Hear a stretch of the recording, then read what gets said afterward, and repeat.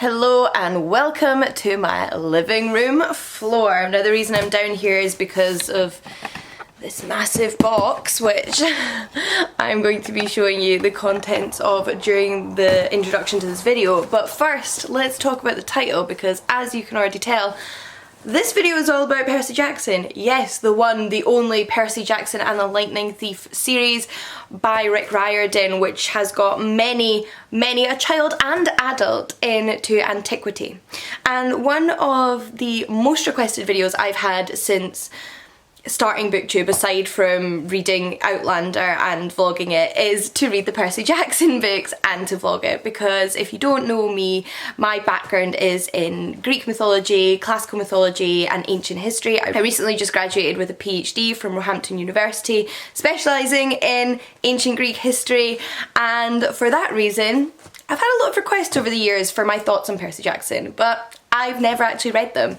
I wasn't a kid or in the right age demographic when they started coming out, so they sort of passed me by personally, but I know a lot of adults who still love them regardless of age, and it is something I've always been interested in reading. Now I am going to be critiquing these books as I go through this video and talking a little bit about the accuracies and the inaccuracies in them, but please don't take that as me downing on the books if I ever point out something that is in contrast with the original source material, because I adore any media that gets kids or adults enthused in the topic of mythology or ancient history. I have so much respect for that, and I know that Percy Jackson has done that for so many kids and adults that no matter how much I think I end up enjoying them by the end of this video, I have so much respect for them, and kids' books about antiquity are exactly what got me into antiquity.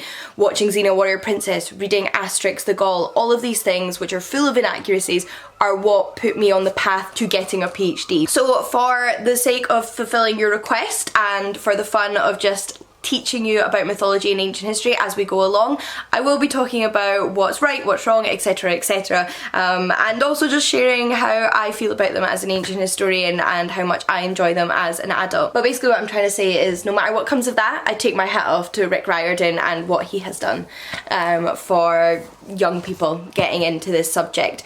Now, as I've already mentioned, I have a big box here. Now there's a reason for this big box, and one of those reasons is because I needed the Percy Jackson books if I was going to read them, but I also may have ended up with some more books, and that is courtesy of the sponsor of today's video, who are Books to Door. So I've talked about Books to Door in the past. They are an online bookstore who also have an app that you can buy books directly from, and I have both been buying from them for years as well as having worked with them in the past and been sent books by them. But if you didn't know about them before or had forgotten, then I'm happy to remind you, because the contents of this box is so exciting. So what Books to Door specialise in are discounted books, particularly box sets or sets of entire series or partial series at a heavily discounted price.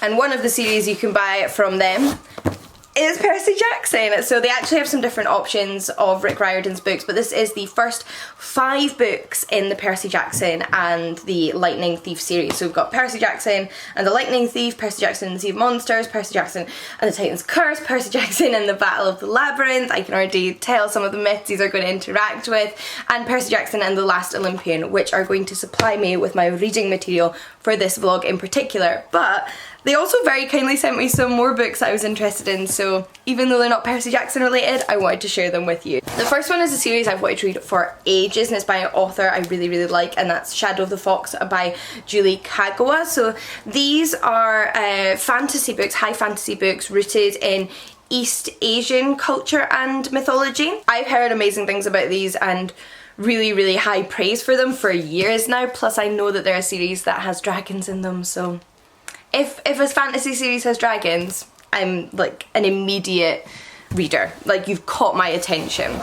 Another fantasy series I've been hearing amazing things about for years, and I actually thought it was a trilogy until I realised it's a 4-book series, is The Ember and the Ashes Quartet, I guess, by Saba Tahir. So this is another high fantasy series which I have heard just like nothing but phenomenal things about for years, and so many people have said I would love. So I've taken your advice. The next one is also fantastical or supernatural, but set in a more contemporary world because these are supernatural mysteries. And it's a series, again, I've been meaning to read for ages, but only because I actually own Waking the Witch, which is the book at the front here, but didn't realise until I got it home and hauled it in a video for all of you that it's not the first in the series. So I picked this up based on the blurb, thought it was interesting, so it sounded interesting, and then it turned out it's either book 2 or 3 in a series, which includes No Humans Involved and Industrial Magic. So now I have all 3. Now I can actually start at the beginning, and I will simply pass on Waking the Witch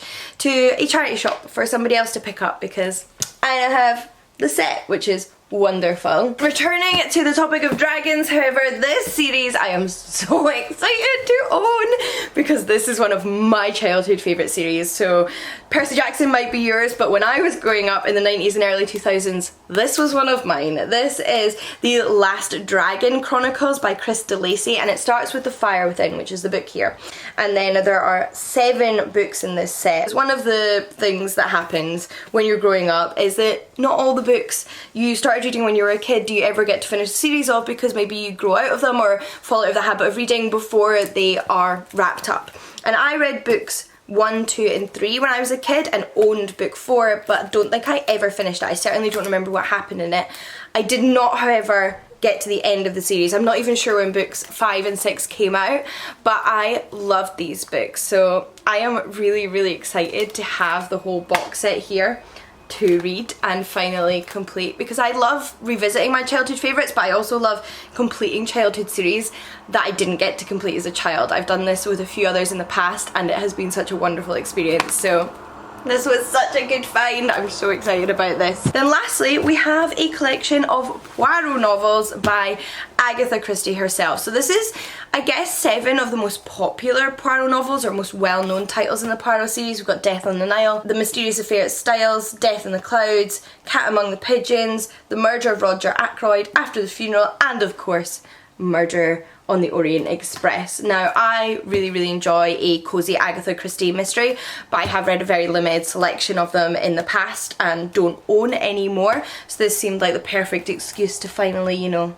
crack on with Poirot and read more of his adventures. I also love the TV series with David Suchet, so. But as you can probably tell, I'm very excited about all of these books. These are just series I cannot wait to start again, pick up for the first time and get my teeth into, including the topic of today's video, Percy Jackson. So before we get into the reading portion of this vlog, I want to say a massive, massive thank you to Booksador for sponsoring this video, for making it possible by providing me with the books that I needed to read, and also for just being a phenomenal place to pick up bargain books. If you're interested in checking them out, they will be linked down below in the description box. You can both shop online as well as download their app, and if you do download the app, they are currently offering 10% off for installing the app itself, so you can get an extra little bit of a bargain. Or I do have a unique personalised code which will work throughout the month of March, which is Jean10, for a bonus discount. And if all of that wasn't enough, you actually earn loyalty points when you shop with Bookstore.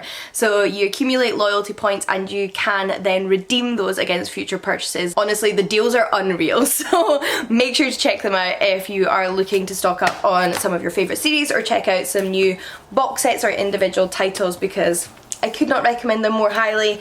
And now I think it's about time to get started with Percy Jackson and the Lightning Thief. I guess I better rip into this plastic here and see what all the fuss is about.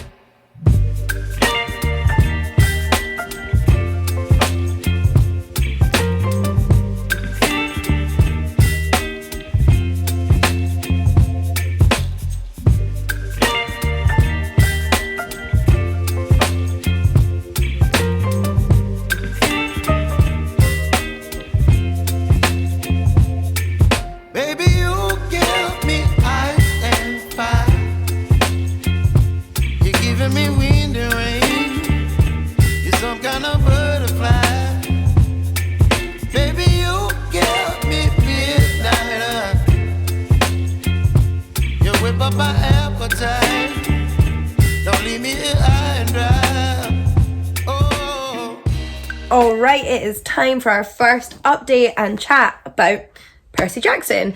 So I started this book yesterday and I've now just passed 50 pages, the point in the narrative when Percy is introduced to Camp Half-Blood. Technically he hasn't found out that's where he is yet, but like I know that's where he is. They've just arrived at the summer camp, which I don't feel like is a spoiler that he gets there because that's like the main setting of the book and you know about that. But it is probably worth saying at this point that there might be like minor spoilers throughout this video because I will be reacting to what I read. And I do have a few reactions. I'm trying to think. I sort of made a mental note and took some pictures / clips of pages that I was interested in commenting on. Now overall I would say I'm enjoying this. Like, it's a very fun book. I found myself laughing out loud to it, which is what I want from middle grade. I want something compelling and action-packed and fun that makes me smile, and that is definitely what this book is achieving. So like tonally, in terms of the writing style and the story from the perspective of it just being like a good yarn, it is enjoying that aspect of it. But now getting to the like Greek mythology side of things. So the first thing that struck me was when Percy's mother is describing to Percy his father, who we know from the blurb, although Percy doesn't know, is Poseidon, the ancient Greek god of the sea. And Percy's mother is like actively calling him such a kind man. I forget the exact phrasing. Here it is. He was kind, Percy, she said, tall, handsome and powerful, but gentle too. You have his black hair, you know, and his green eyes. And like, this isn't a point against the book because I get it, it's a children's book and we change things all the time in terms of like rewriting myth, but like trying to envisage Poseidon as a kind character is like beyond me. Like, you will not convince me, and I will find it very difficult to imagine this version of Poseidon if indeed that is how he's characterized, because very, very, very, very, very, very few of the ancient Greek gods could be described as kind, especially consistently kind. There are incidents of them perhaps doing the odd kind thing, although their motivations are rarely selfless. And Poseidon is certainly not one that you see being kind very often. He is much more often quite impetuous, selfish, cruel even. And I do struggle, like as an adult who has all this background knowledge, to not like roll my eyes and laugh a little bit when you hear a description like that. But that's just me. Like, that's my inability to put what I know of the ancient Greek gods aside in comparison to the version of the god that's being characterised and depicted here. I then also noticed that there is a scene where Percy is having a dream about Zeus and Poseidon. Well, no, I say that. Okay, so the dream is about an eagle and a horse fighting on the beach. And I assume it is referring to Zeus and Poseidon because the eagle is the ancient Greek animal symbol of Zeus and the horse is one of the animal symbols of Poseidon. So they're represented by horse and by eagle, which then would make sense if you were seeing them in a fight, if perhaps Zeus is potentially like the big bad. I don't actually know who the big bad in this book is. I have seen clips of the movie, so I know potentially some of the villains, but I don't know like who the overarching big bad is. And if it's Zeus, then that would kind of make sense that the horse and the eagle were fighting and that the eagle goes after the horse and Percy wants to save the horse in the dream because the horse would be Poseidon and the eagle would be Zeus. But that's not one of those things where like if you didn't know those were the symbols of the gods, you wouldn't know that. That would just be like something that I'd imagine later on in the book would be harkened back to and make sense later. Or I could just be overanalyzing and reading way too much into it and it might not mean that at all. And then lastly, in the scene I've just read, we met the Minotaur. So in Greek myth, the Minotaur is the son of Pasiphae and quite often Poseidon. And therefore, although it's not referenced in this book, the Minotaur would be Percy's half-brother because they both have the same father. I don't know if that's the version of the myth that this goes for. But yeah, I just thought that was interesting because Percy's mother does mention that the Minotaur is the son of Pasiphae, but not that he's the son of Poseidon. So I don't know if like that's a narrative plot point at all. And that incident does involve a non-consensual encounter through magic and coercion. So not so again wouldn't be great So again, would not be an example of Poseidon being kind. So yeah, I don't know, I'm just like picking up on little things I think are interesting. I really enjoy how much mythology is being threaded in. Like, I really enjoyed that like reference to the horse and the eagle, if I'm not reading into it too much. Like, it felt like fun. We're like getting layers that, even if we're not reading a direct retelling of a myth, and even if it takes liberties with the mythological characters and their personal characterization, it's still fun that there's a lot of these like fun facts threaded in, because I can imagine like after you've read these books, if you start to learn more about Greek myth, you might get a kick out of the fact that there was all these embedded like Easter eggs in the book. So I think that's nice, and overall I'm enjoying it. But I guess that's kind of all there is to say at this point in the video, so I'm gonna, you know, crack on and get reading.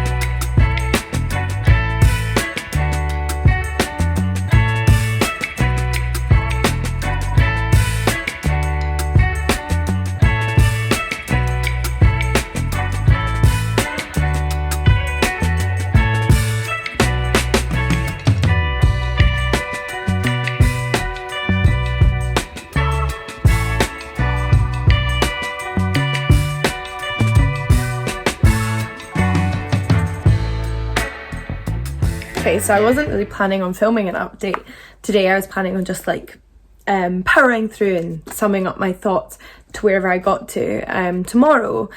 So that's basically why I'm slightly dishevelled, but I have to speak whilst this is on my mind. And I want to say, to start with, this is a very entertaining book. I've chuckled out loud multiple times. I can see why kids love it. And I think there's lots of really cool embedded bits of folklore, but it just said the biggest thing that's annoyed me throughout this whole book. So what I'm talking about is something that Annabeth, one of the other half-bloods at the camp for like demigod children, to Percy, and let me read to you what she says. Actually, in fact, before I tell you what Annabeth says in this paragraph, I will mention that I really like the idea of these kids, even in modern day, being half gods, because we know that the gods were constantly having children with mortals in antiquity, and also that they were then kind of abandoning them. So like that makes sense to me as a modern reader, and for a narrative set in modern time.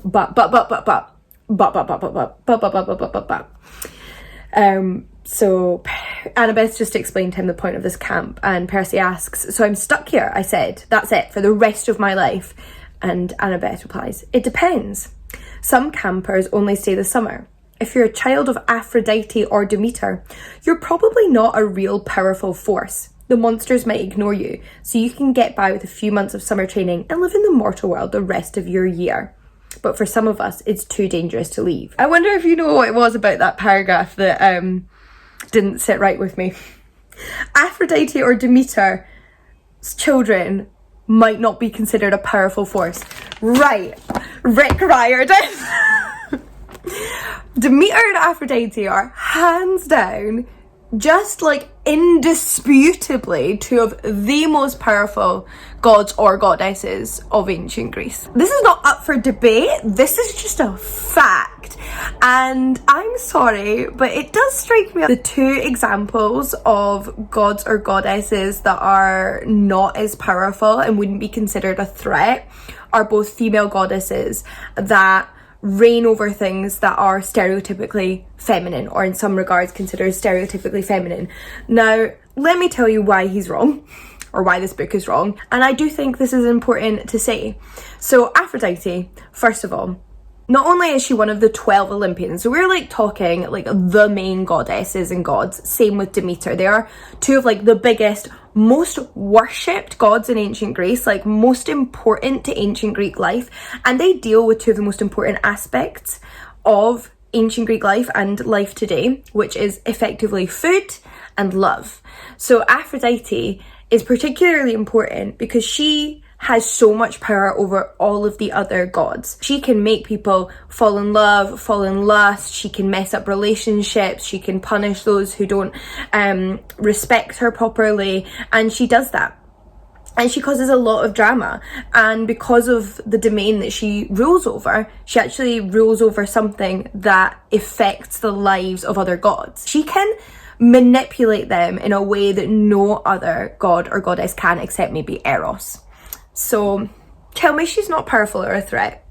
Now Demeter, although like I say, agriculture isn't necessarily something that's that important to like the gods in like a straightforward sense, because they don't need food to live, or the grain or the like natural resources that Demeter provides to humans. But all you need to see or read is the myth of Hades and Persephone to understand Demeter's power. When Persephone is abducted by Hades, Demeter roams the land and she destroys the earth. She makes it uninhabitable. She makes it impossible for humans to live or survive because they cannot grow anything, and she kills all that like is natural about the world, all that grows and all that flourishes and all that provides any sustenance to humans, which is incredibly dangerous to humans and to other creatures that depend on agriculture and food other than ambrosia to survive. So, you know, like she's got some of the greatest potential to destroy all of humanity, and that's important to the rest of the gods because they want humans to worship them and to sacrifice to them, and that's where they gain a lot of their power, through worship. And what we see in the myth of Hades and Persephone is through Demeter's actions, she literally bends Zeus, king of the gods, to her will. She is able to save her daughter through proving the power of her domain, and through devastating the land, and Zeus realizing that he can't let her continue doing this, and therefore Persephone needs to be returned to her. So once again, she has this incredible ability to like stand against the most powerful being in all of the world and manipulate him. So tell me that she's not powerful. Tell me that. Tell me that. So yeah, not my favorite part of the book so far.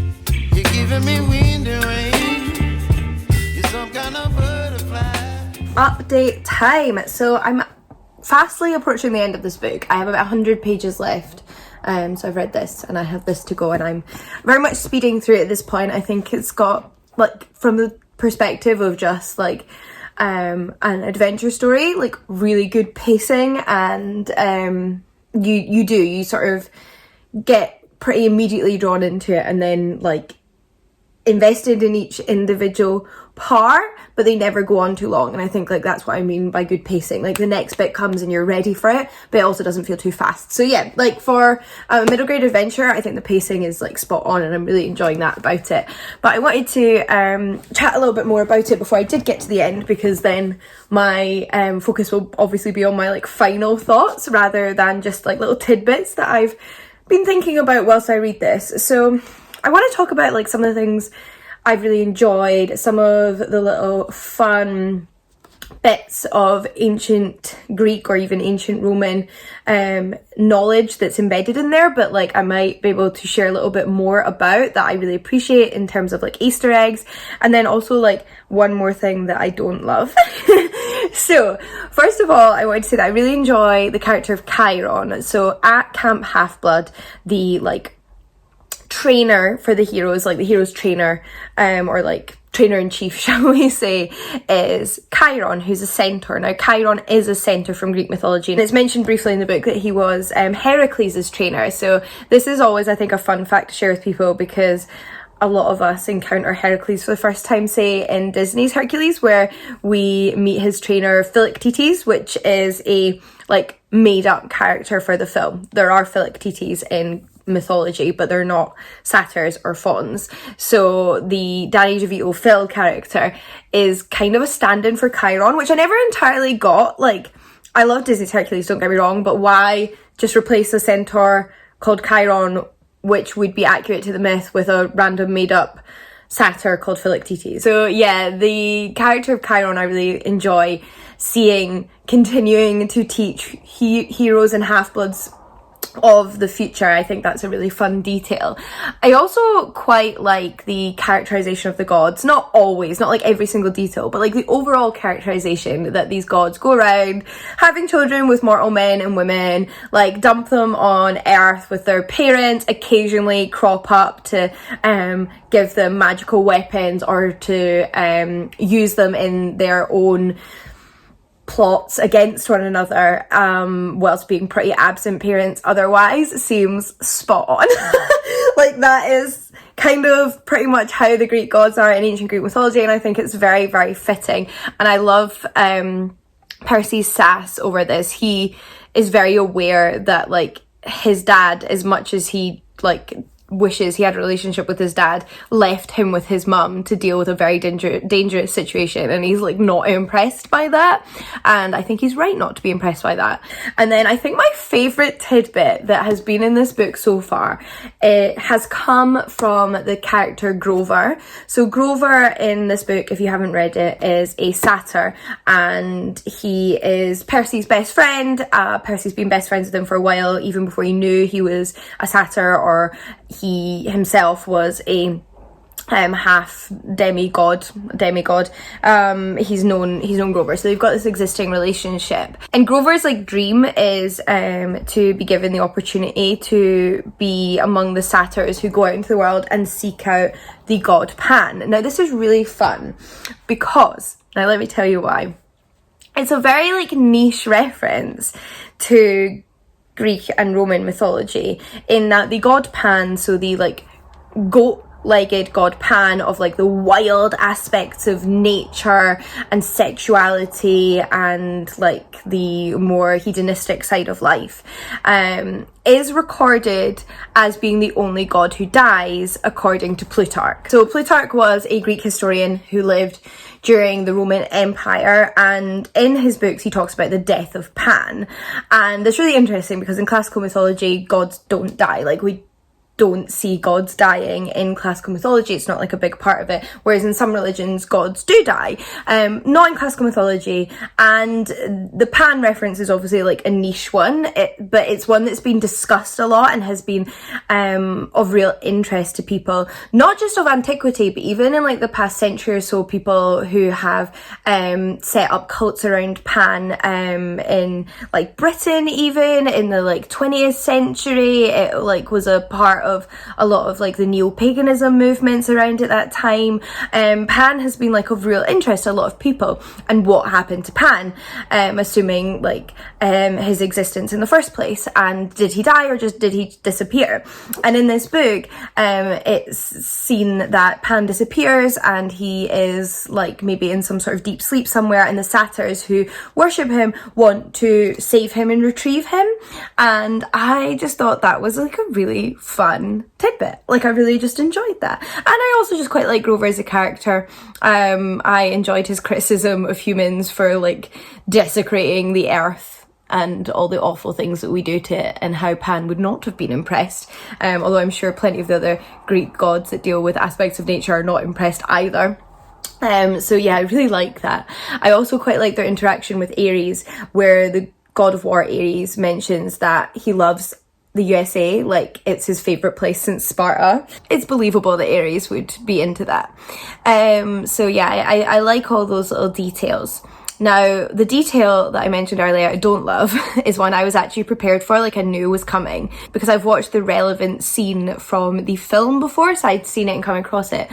And that is the portrayal of Medusa as Poseidon's girlfriend or ex-girlfriend. I hate it. Like, I just do. Although I will say I think it's worse in the film. Now that I've read the book, I think the portrayal of Medusa in the film is worse, because not only is she portrayed as Poseidon's ex-girlfriend, she is much more sexualized.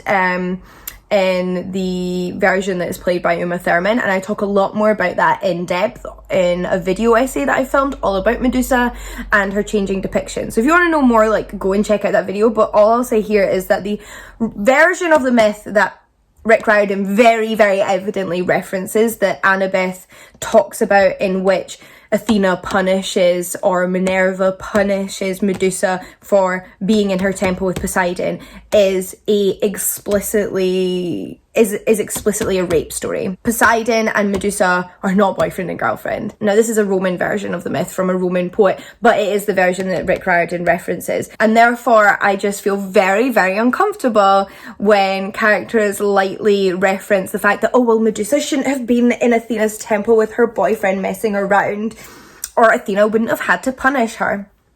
She is a rape victim who was then victim blamed by a goddess in the original myth that Rick Riordan is referencing, and I really don't think it was necessary to write it the way he did.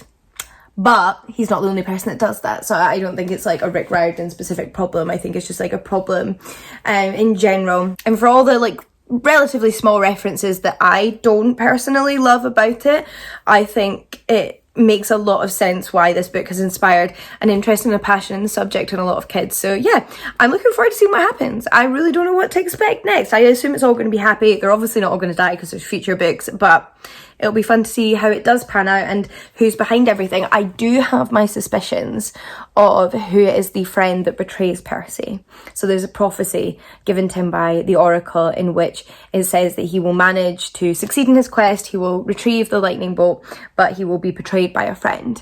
And I guess I'll just tell you what my theory is now, because this video is full of spoilers and I might be wrong, so it'll be interesting to look back, but I think it's Luke. I think Luke is the betrayer. We will see though. It better not be Grover, because I love Grover. So yeah, I'll check back in with you when I'm done. Final wrap up. That was awful, I'm so sorry. I finished Percy Jackson last night and I wanted to share my thoughts. Now, I think the most important thing to start off by saying, I have got this right, yeah. To start off by saying is I actually really enjoyed this book. Like, I gave it 4 out of 5 stars on Goodreads. I think it is a genuinely very entertaining, very well paced, like very fun middle grade book, and I understand the popularity, especially among like the target age demographic. Not that it's not still fun to read as an adult, I obviously did still have fun, but like it kind of makes sense to me, having read it, like why it inspired so many kids and teens and even adults to read more about Greek mythology. Like it handles it in a really engaging way, and although there are some interesting choices, I won't say mistakes, because I'm sure Rick Riordan just like made, you know, his executive choices on what he was going to do or how he was going to portray things, or a few stereotypes that I don't love in terms of the portrayal of certain aspects of Greek and Roman mythology. I do think it does some really fun stuff, and I think it is very rooted in the ancient myth, which is very, very nice. So yeah, I like overall really, really enjoyed reading this book. I think it was great fun, and I have no doubt that I'll probably get around to reading book 2 at some point. Like, I'm really glad I had the box set, because I sort of went into this book thinking I'm going to read it because everyone says I should read it, and I do like middle grade, but I'm picky with my like books inspired by mythology, so I might not be able to look past the aspects I don't enjoy as much to just enjoy it, and I was still able to look past those like little things. And I actually think it's been really nice being able to vlog it and just chat to you about like the little aspects that to me were wrong. Again, like I say, like I feel like they're not mistakes, they're just choices, or that like I would have preferred to have seen represented in a different way. I think talking about those has been a lot of fun, and I also like that I get to vlog videos like this where I can share my nerdy behind the scene facts of the mythology, because like if you like me are super into something and you get very nerdy and geek out about it, then being able to read or watch something and go, oh my god, so that's actually like a super niche reference to this like other super niche thing, is such a pleasure. And hopefully it's been fun to watch, and I'd actually really like to hear from you if you've read Percy Jackson and some of the other like fun Easter eggs that you thought of whilst you were reading it, because there have certainly been some that I haven't mentioned in this video, and then I'm sure there are some that I missed. So let me know about your reading experience of the books, and also like how old you were, and like was it your first introduction to Greek mythology, or I mean this is a book that blends Greek and Roman mythology, so your first introduction to classical mythology, etc, etc, or were you an adult like me who watched it? But I did want to talk a little bit more about some of the things I noticed in this last reading session, or this last few reading sessions, or things I forgot to mention in some previous parts of this vlog, because they are just like little things that I noticed. And one is a thing I loved, and another thing is something I'm just like curious about and wonder why. Well, I don't wonder why, like I think it's obvious why Rick Riordan chose what he chose to do, but like I think it's interesting to note that it was a choice. So right near the end actually of this one, we learn that one of the like smaller antagonists is Ares, a god of war. And one of the things that happens during Percy's battle with Ares right at the end is that Ares starts to like take on his full sort of godly form, you know, like his full divine aspect that mortals aren't supposed to look on, even heroes. And there's this reference where Percy talks about the fact that he knew if he looked at Ares in this moment, so he turns his back, and he knew if he looked at Ares in this moment he would probably like just implode, explode, disintegrate, something along those lines. And that's really fun. I mean, disintegration isn't fun. That's a fun reference because that is something we see in Greek mythology. So I think the most famous example, or the one that comes to my mind, is of Dionysus's mother. So Dionysus's mother is not a goddess, but she's a woman that Zeus falls in love with and has a relationship with, and he goes to visit and like sort of keeps as a mistress and impregnates with Dionysus. She, however, asks if he will do something for her, and he promises he will do anything she asks him to do. He's so in love. He's like, anything you ask, I will give to you. And she asks to see his divine form. Now, it's one of those moments in myth where you're just a bit like, why didn't he just say no? But like, he'd made his promise that he would do whatever she asked him to do. However, he kind of knew this was going to end badly, so he shows Dionysus's mother his divine form, and she dies. And at this point, she hasn't actually given birth to Dionysus, but like from the catastrophe, Zeus is able to retrieve Dionysus, and he pops Dionysus inside his thigh. Like he just like cuts his thigh open and it's like pops the baby in there to finish cooking until he's ready to be born into the world.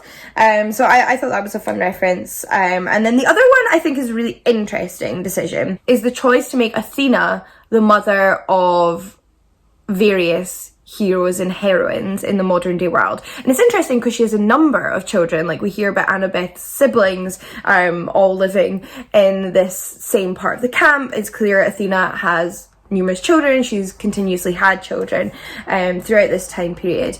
And I thought that was interesting in particular because not just the fact that Athena has obviously been giving birth to a bunch of children, but the fact that the other maiden/virgin goddesses haven't. So if you're not familiar, Athena in Greek mythology is one of the 3 Olympian goddesses to shun romantic or sexual relationships. She chooses to remain a maiden or a virgin for the rest of her life, alongside Hestia, the goddess of the hearth, and Artemis, goddess of like the hunt and young girls, etc. And Athena is actually the only one of those to have a child, but I'll explain a little bit more about how that happens in a minute. What I think is interesting is that those 3 goddesses very, very famously do not have relationships. They do not go around conceiving children, and they are like very famous for this aspect of their personality, and is part of their worship and part of their cult. And I thought it was really interesting, not just that Athena does have children, because I noticed that straight away when we hear Annabeth is the daughter of Athena. I find it interesting that Rick Riordan made a point of mentioning that Artemis doesn't have children. He makes a point of mentioning that although Artemis has a hut at Camp Half-Blood, there's no children in it because Artemis is a maiden goddess. So that's really interesting because he makes a point of that, but doesn't apply it to Athena. So he obviously just picks and chooses what suits him, and he wants children of Athena. Fair enough. But I thought that was like interesting. Although Hestia we hear no mention of. Hestia is not mentioned. I don't know why she doesn't get a hut. Not gonna lie. Like if Artemis gets a hut with no children in it, Hestia deserves a hut too. Hestia is one of like the OGs, you know, she's the sister of Zeus and Poseidon and Demeter, etc. So I really feel like Hestia should have got a hut. She might have, it might just not have been mentioned. But yeah, it's funny to me that Rick Riordan went out of his way to mention that Artemis, the maiden goddess, doesn't have kids, but doesn't mention the fact that Athena is also a maiden goddess. Like, he could have tried to explain, like, by saying that Athena changed her mind or something like that, but he just doesn't mention that, which I thought was interesting. Now, I will note, like I said, Athena is one of the only maiden goddesses to have a child. Now, this is not because she has a relationship or goes around, like, conceiving children or even, like, giving birth to them in the normal way. So Athena in Greek mythology is attacked by Hephaestus, who, like, develops a lust for her, and she overpowers him, so he doesn't accomplish his task, but he does spend himself on her thigh, and she gets a bit of wool or cloth and, like, wipes off Hephaestus's seed, and when this seed and this, like, piece of wool fall to the ground, it then gives birth to a child. So there is a child of Athena in Greek mythology, but obviously it doesn't happen in the traditional sense, but those were, like, the main things. There was definitely things as I was reading that I thought, oh, fun reference, or oh, interesting choice. But I was also just enjoying the reading experience. So at the same time, even though I might notice something in the moment, I definitely forgot about some of them as I was going. Like, there are things I've already probably forgotten because I was just, you know, reading the book and enjoying it. And surprisingly, not necessarily over-analysing everything. Now, this video probably doesn't give that impression. I've definitely over-analysed this book to a certain extent, but I actually think because of how entertaining it was, I didn't overanalyze it in a way that ruined it for me. So that's really nice. It still managed to create a really engaging story. So yeah, I would actually really recommend these books as long as you take the, like, mythological facts with a grain of salt, and if you want to actually learn about the myths themselves, you maybe go out and read some books by historians or people who are, like, trying to present the facts to you as opposed to, like, create an entertaining story, or the ancient source material itself, which I've included some references to in this video. But yeah, I'm glad that I finally read it. It was fun to read and it was fun to talk about, and I hope you enjoyed hearing about my thoughts and also learning a little bit about the background mythology to some of the references in the book if you've read it, or just get some fun facts here. But I'd love to chat more in the comments down below about Greek and Roman mythology, about Percy Jackson, about Rick Riordan's books, about mythology and retellings and everything else. So please do let me know your thoughts and keep the conversation going down below, and I will reply to you as soon as possible. I also want to say another massive thank you to Bookstore, both for sending me my copies of Percy Jackson so that I could both film this video and continue to read the series, which is a lot of fun, as well as for sponsoring this video and making it easier for me to create content for all of you. Do check them out. They will be linked in the description box down below. You can purchase both from their website and their app, and they have some incredible deals. Like, I do not say this lightly. I am a massive fan, so it's always a pleasure to work with them. But until next time, happy reading, and I'll see you all again soon. Bye everybody.